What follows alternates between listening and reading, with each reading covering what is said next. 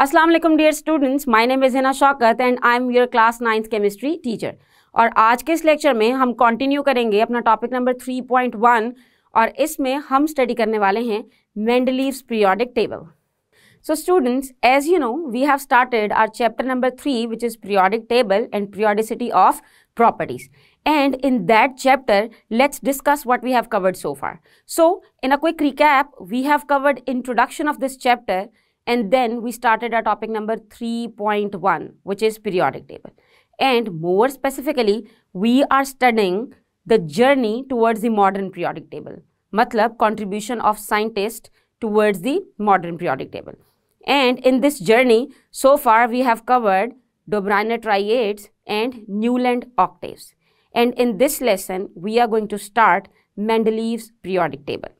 Yes, you have heard the true name, Mendeleev's periodic table. With the previous two scientists, आपने नहीं देखा कि हमने periodic table का नाम यूज़ किया हो. They were Dobriner triads. मतलब उसने elements को तीन के ग्रुप में डिवाइड किया तो हमने उसे Dobriner triads बोला. न्यूलैंड ऑक्टेव्स, उसने भी पीरियोडिक टेबल का नाम इंट्रोड्यूस नहीं कराया बल्कि सिर्फ और सिर्फ एलिमेंट्स को ऑर्गेनाइज किया इन अ स्पेसिफिक मैनर और उसको भी लॉ ऑफ ऑक्टेव्स कहा गया. But here comes Mendeleev's periodic table.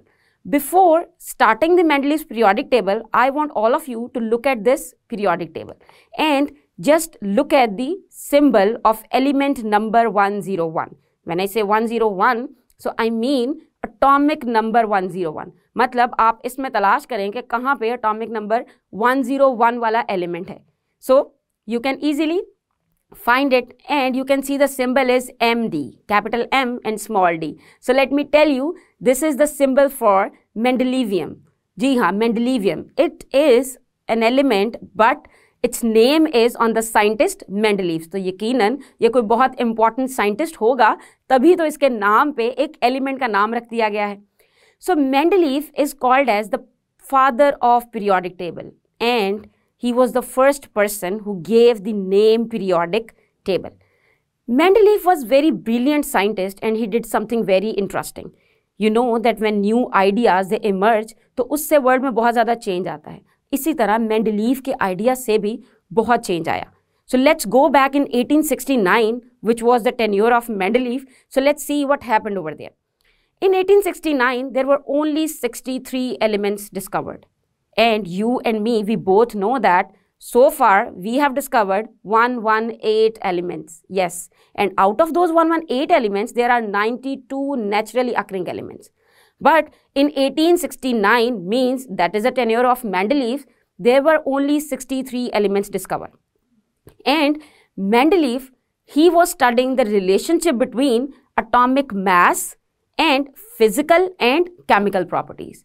यानी कि तीन चीज़ों की स्टडी कर रहा था वो, atomic mass की, physical properties की और chemical properties की. I'm sure you know what is atomic mass, physical properties and chemical properties. We did these things in detail in our chapter number 1 as well. But just for a quick revision, you must know that atomic mass is the number of protons and neutrons present in the nucleus of an atom.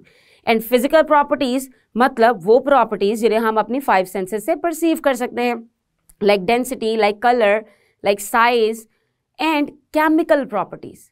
These are the properties which depends on the way the elements behave. यानी एक element किसी दूसरे element से किस तरह मिलेगा ये decide करेंगी उसकी केमिकल प्रॉपर्टीज. तो मेंडलीव ने भी इन्हीं तीनों चीज़ों का रिलेशनशिप स्टडी किया और उसने रिलेशनशिप स्टडी करने के लिए ऑक्साइड्स और हाइड्राइड्स यूज़ किए. जी हाँ, ऑक्साइड्स मतलब ऐसे कंपाउंड्स जो किसी भी एलिमेंट के ऑक्सीजन के साथ मिलने से बनते हैं. As a name oxides mentions that something is related to oxygen. And hydrides मतलब वो केमिकल्स जो कि किसी भी एलिमेंट के हाइड्रोजन से मिलने से बनते हैं. So Mendeleev studied oxides and hydrides and he tried to classify elements according to their oxides and hydrides. मतलब ये है उनकी chemical properties, तो उसने elements को केमिकल प्रॉपर्टीज़ की बेस पे क्लासीफाई करना शुरू किया. And when he classified them तो उसने रियलाइज किया कि there is a relationship between atomic mass and the chemical properties. जी हाँ, so basically the Mendeleev, he was a Russian chemist, he arranged the known elements. And how many known elements were there? There were only 63 known elements. So in order of increasing atomic mass, yes, मतलब सबसे पहले कम atomic mass वाला element और फिर उससे ज़्यादा atomic मास, फिर उससे ज़्यादा अटोमिक मास, मतलब in increasing order of their atomic mass in horizontal rows, मतलब उसने टॉप टू बॉटम एलिमेंट्स नहीं लिखे, उसने हॉरिजॉन्टली लिखे, horizontally along the X axis. So उन रोज को उसने कहा पीरियड। जी हाँ, the rows they were called as period. Now the elements having the similar properties, जब उसने उनको अरेंज किया पीरियड्स में, तो elements having similar properties they were in the similar vertical columns. Similar vertical columns का मतलब जब उसने एक लाइन अरेंज की एलिमेंट्स की, तो जो नेक्स्ट लाइन थी सिमिलर प्रॉपर्टीज वाली वो एग्जैक्टली उसके नीचे आई। It means that he was having groups as well. Groups मतलब top to bottom rows। जी हाँ, top to bottom columns आए जिसको बाद में ग्रुप्स का नाम दिया गया। अगर हम बात करें मेंडलीव की इस थ्योरी की, तो इसमें सबसे इम्पॉर्टेंट चीज़ ये थी कि सिमिलर प्रॉपर्टीज सेम कॉलम में आ रही थी। अब उसका सबसे बड़ा फ़ायदा आपको या मुझे क्या होता, या उस दौर के साइंटिस्ट को क्या होता, अगर एक ग्रुप में सारी प्रॉपर्टीज सिमिलर आ रही हैं तो उस ग्रुप में मौजूद सारे एलिमेंट्स को स्टडी करना बहुत आसान है। जी हाँ, if you will study the properties of one line, so you can study the properties of all the elements present in that line. So हुई ना आसानी की बात, टोटल 63 की बजाय जितने भी उसने ग्रुप्स बनाए बस उनको ही स्टडी करना पड़ता। लेकिन मेंडलीव के इस पीरियोडिक टेबल में इससे भी बहुत सी खास बातें थीं जिन्हें हम अभी इस लेक्चर में डिस्कस कर लेंगे। So basically, he put forward the result of his work in the form of a periodic law. मतलब उसने एक लॉ बनाया जिसमें उसने अपने रिजल्ट को समराइज किया। And have a look at the statement of that law. The law was, properties of the elements are periodic functions of their masses. Remember the word periodic? मतलब repetitive. Periodic मतलब which would be repeated after a specific interval. यानी कि Mendeleev ने ये बोला कि किसी भी एलिमेंट की जो प्रॉपर्टीज़ हैं वो पीरियोडिक फंक्शन है उसके एटॉमिक मास का। यानी कि जैसे ही एटॉमिक मास रिपीट होगा, मतलब अगर हम एटॉमिक मास के अकॉर्डिंग किसी को अरेंज करेंगे तो उसकी प्रॉपर्टीज़ भी कुछ नंबर्स के बाद रिपीट होंगी। This is called as periodic function. यानी कि अगर हमने किसी चीज़ को तरतीब देना है, स्पेशली अगर हम एलिमेंट्स की बात करें, हमने एलिमेंट्स को तरतीब देना है तो हम उन्हें उनके एटॉमिक मास के अकॉर्डिंग अरेंज कर सकते हैं। And if we will arrange them according to their atomic mass, so after certain number what will happen, the properties will be repeated. Students, one thing should be in your mind, repeated properties doesn't mean exactly the same properties.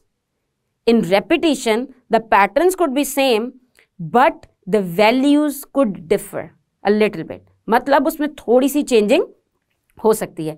जैसे कि अगर हम कहें कि Monday एक periodic value है, यानी कि हर हफ्ते में हर 7 दिन के बाद 8वां दिन मंडे आ तो जाता है, मगर क्या उसी दिन मौसम बिल्कुल पिछले मंडे जैसा रहता है, आपका मूड पिछले मंडे जैसा रहता है?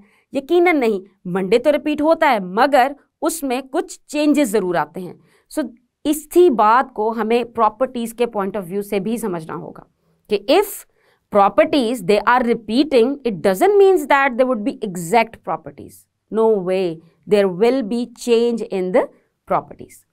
सो ये तो हुआ कि मेंडलीव ने अरेंज कैसे किया, और हमें अब तक ये तो पता चल गया कि मेंडलीव ने अपना पीरियोडिक टेबल अरेंज किया एटॉमिक मैसेज की बेस पे, और जब उसने अरेंज किया तो he discovered out that there is a relationship between their chemical properties and it is in periodic function. Now if you look at this Mendeleev's table carefully, of course ये बहुत पुराने ज़माने में बना था in 1869, but if you look at this table carefully you will be amazed to see something.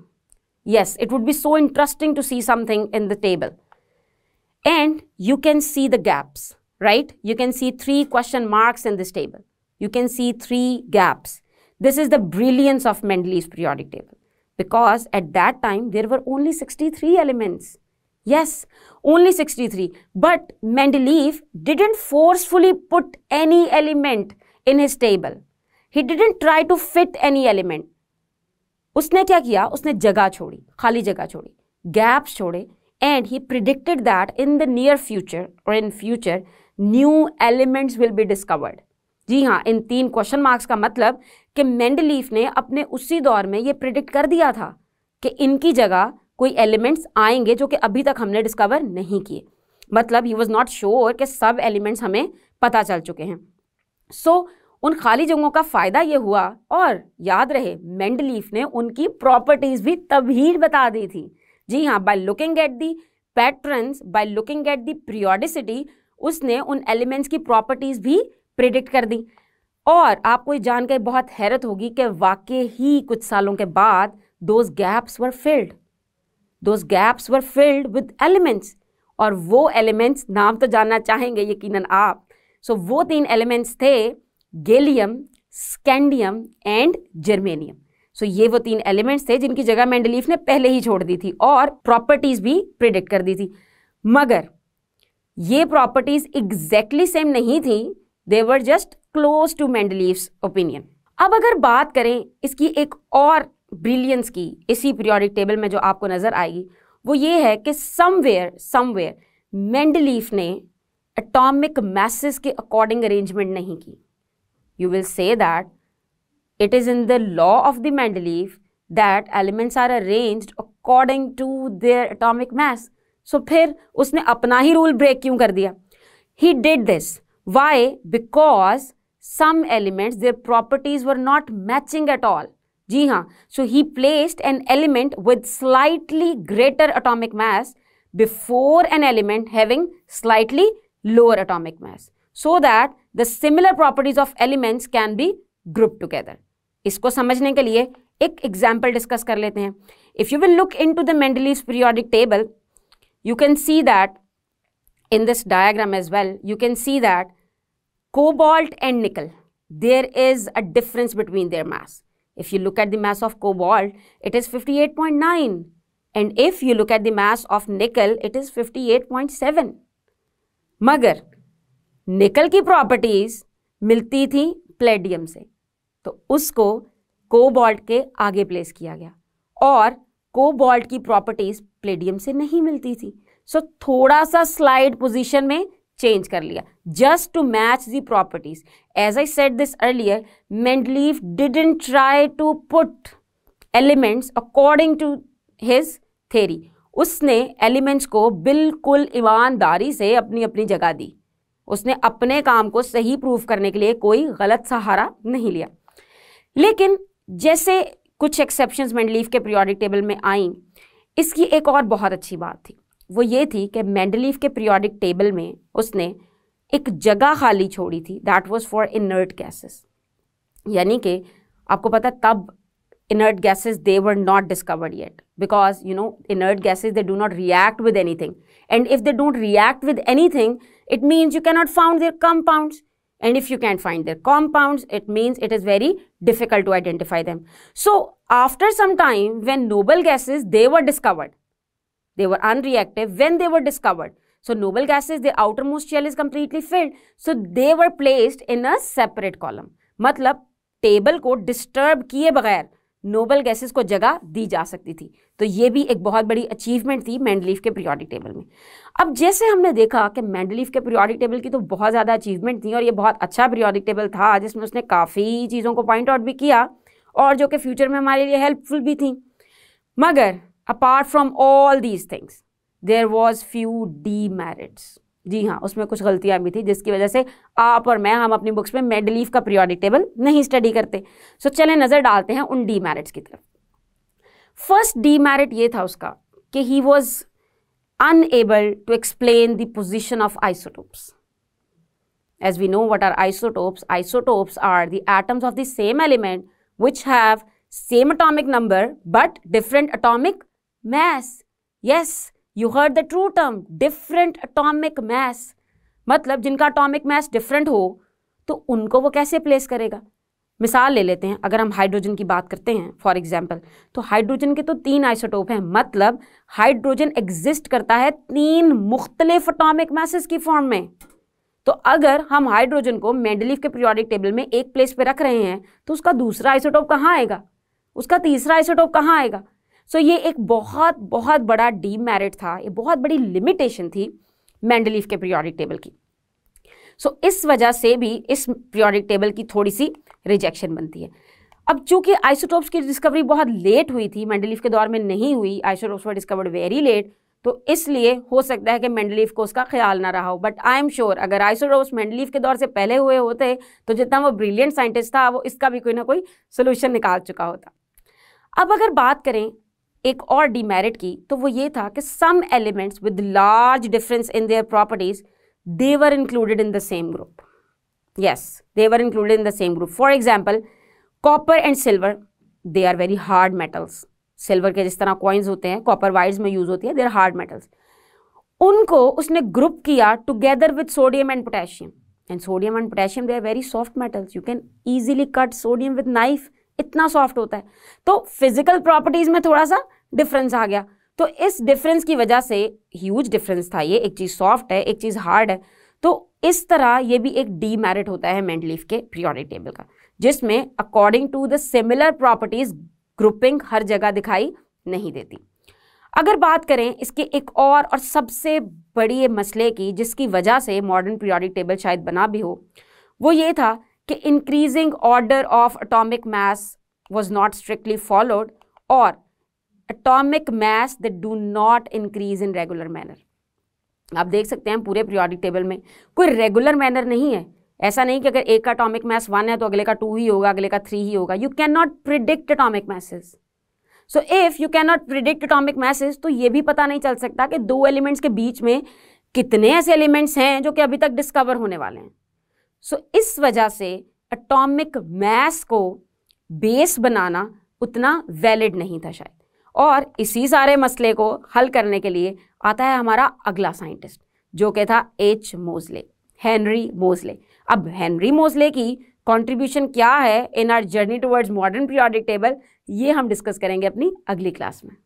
So students, आज के इस लेक्चर में हमने डिस्कस किया है मेंडलीव्स पीरियोडिक टेबल और उसकी अच्छी बातें क्या थीं और उसके डीमेरिट्स क्या थे। साथ ही साथ आपको याद करनी है statement of Mendeleev's periodic law. हम अपने अगले आने वाले लेक्चर में मॉडर्न पीरियोडिक टेबल को डिस्कस करेंगे। तब तक के लिए अल्लाह हाफिज।